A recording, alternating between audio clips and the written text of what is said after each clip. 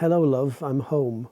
A mother's words echo down the long corridor of memory in this thin place. The veil has least substance here, or has the pilgrim's longing heart dissolved the sense of separation, responding in hope to the summons of the island bell? The words slip and slide in silence from my lips. A call to homecoming has succeeded. Across the bay, land, sky and sea vie for ascendance in beauty. The bang of ship on concrete, a reek of diesel, the engine groans. They announce the journey across the longest mile as world leaves world and you fill the vacant space. This is the metal season. You show yourself in steel blue skies and leaden clouds. You are clothed in gold in the birches, marked by the silver threads left by dying spiders across the brass and copper of peat bog and bronze, bracken-dead hillsides. This is your metal season. The iron ferry collides with the jetty, and the Abbey bell echoes in reply. They talk to each other in the sound of iron, no whisper but resounding, demanding your whereabouts, insist that you declare yourself. This is their metal season. You reply in your own way, ungoverned by time. In the silent moment is the silence sullen. Between the pelting showers, each drop hits the tarmac and rolls in mercury ribbons into the black holes beneath the pilgrims' feet and the children's pink bicycles in this our metal season. The ferry is lurching in the countercurrents in the sound. She will not be turned. She will not be turned. She has home in sight and throbs harder into the waves. She will not be turned. The far shore retreats, indicated and rejected by her wake. There is no going back.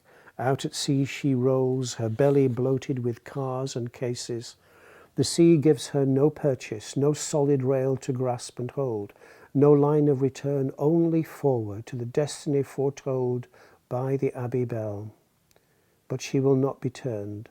The sea at once repels and holds her, buoyed by hope and expectation of home, anticipation of attainment, excitation of reunion. She will not be turned.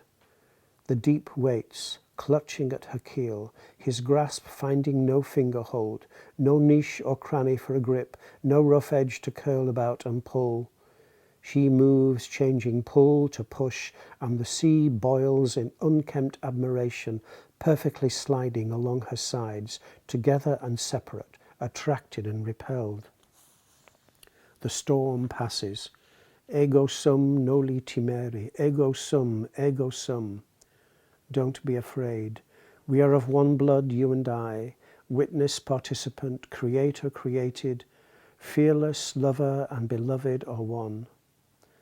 The bells are ringing, the tone unchanged, and hidden words reverberate down the meadow to the white sand, surrendering to the waves and the ferry wake. Dying, not dramatically or by sudden hemorrhage, but piecemeal, as I gives way to I am. I cannot say this is when it began, although there are points in time like the painful birth wrenched by the forceps and the rubber gloves and the terror of a passage down the dark tunnel, that it can be said, it started here, or this was the moment. But this is a seduction of time and the burning desire for certainty. Somewhere out of time, where beginning and ending have no meaning, an eternal isness possesses the immortal moment, unbounded by the polar opposites of a continuum, governed instead by a circle in which, like a wedding ring, it cannot be said that it starts here or it ends here. The storm passes. The hall of mirrors, flattened, rejected, distorted, shrunken, magnified, releases the I from the not I. In the waves, babies are being born, and sea monsters lurch towards the shore, anticipating a further confrontation. We long for home in you and Zion, for the revelations of Sinai and Tabor, for the intimacy of John and Magdalene, listening to your heartbeat, feeling your breath, for experience falling into experience that draws us closer to you, or seduces into addiction of experience. Children grasping the things of childhood, sweet and spiritual stocking fillers of every type, flashing lights, insights profound, tales to tell of highs and lows. The way home is lined with tempting treats, proffers of providence, keeping us on the way when these, yes, even these, having fulfilled their required and prescribed function, are broken with requiring, and are put down, boxed away with full appreciation and due diligence. Your teaching reminds us the distant mountain, the past, the shattered dreams, and accounts of others hold no answer. The wonderful gifts of magic and miracle are but the substance of emptiness, or the source of envy, or the plus sign from the royalties of literary balance sheets. Gifts given, gifts to be returned. Zion is here. The holy city is ensconced in the tiniest tick of time. A single finger points to it. We look to the distance, perceived far away, difficult to reach, and packed with expectation of labour. The distance is only one of recognition, of reappraisal. Not there, here, a breath away. Distance betrays. You closer than close, abundant and ordinary. Our eyes look forward to an event horizon, while the question mark is made redundant in looking down. You said, "You're like a man looking for his keys under the lamplight.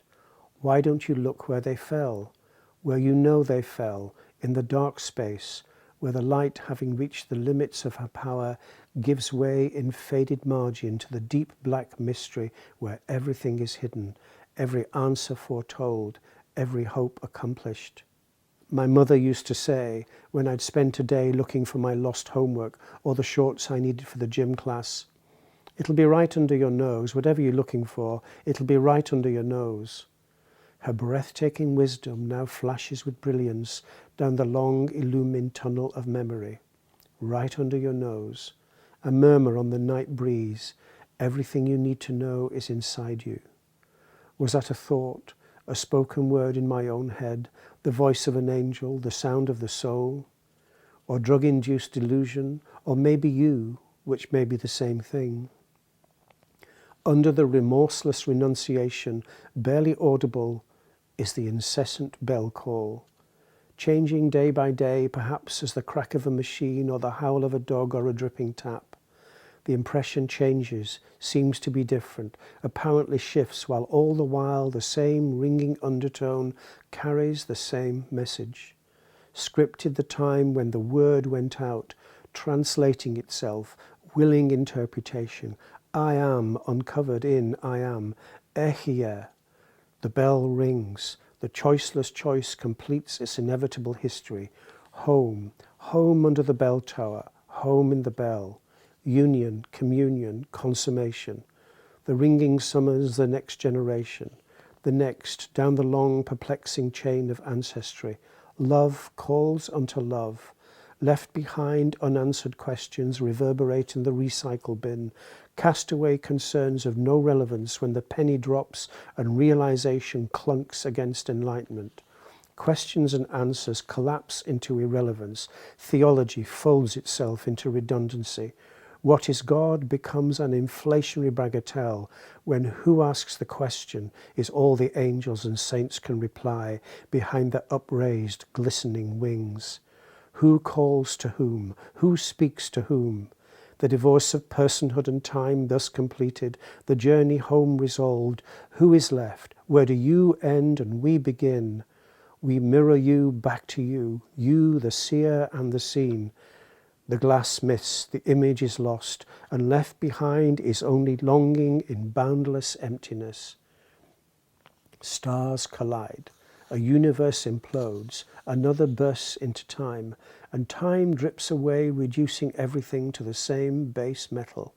Everything seen in the same mirror, time's mirror, the cracked mirror splattered with shaving foam. Self and delusion of self collide like these stars, like these stains on the mirror. Only you, I knowing I, you knowing you. The cross-legged contemplative sinks under the weight of magnificent possibility. Awestruck by truth, all matter having mattered, only stillness and listening remain. Stillness of body, stillness of mind, the space between the breasts filled with everything, the stillness between the heartbeat replete with all possible motion. Duality empties. The darkness is illumined by complete darkness. Incomprehensible immobility grounds the temporary illusion of movement. You are what you always were, what you are, what you will be, in that placeless place wherein were and are and will be have no grip. Only you, such power to call yourself, power of faith, power of love, love, invisible love, only you, only love. The Milky Way soars above, elegant testament to insignificance in the face of you, and yet, still the call comes. Still we matter that much. Matter matters. Genesis in overdrive. Unrestrained creation. Love calls unto love. A voice, a permanent call to attention, beyond the range of hearing, is calling, enticing, demanding. It is the sound of the Abbey bell once more, never completed, and pulled by invisible hands, serving down all the ages, knowing no age. She will never give up. It is her nature. The metal season passes, but she is of unprescribed metal, indomitable and oblivious to definitions of season and time. Hope rings eternal, her message unchanged. Come home, I am here. I am here, I am here. An invitation perennially announced, eternally gifted, no one and no thing omitted. Everyone, everything gets to go home. Arriving heavy laden or empty-handed, the feast is laid out, the door is open in anticipation, and a sweet sound, heard by all, in or out of time, beckons.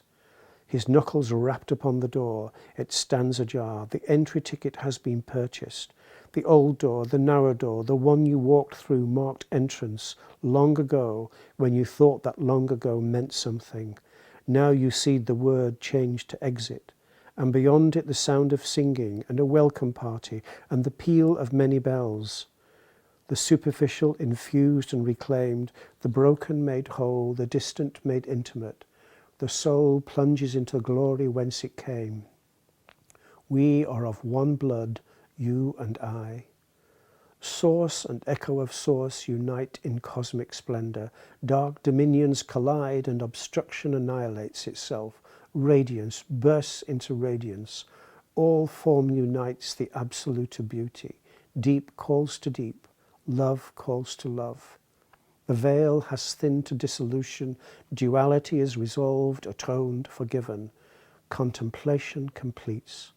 My mother's words ring out, achieve their fullness of truth and unexpected, inescapable prediction.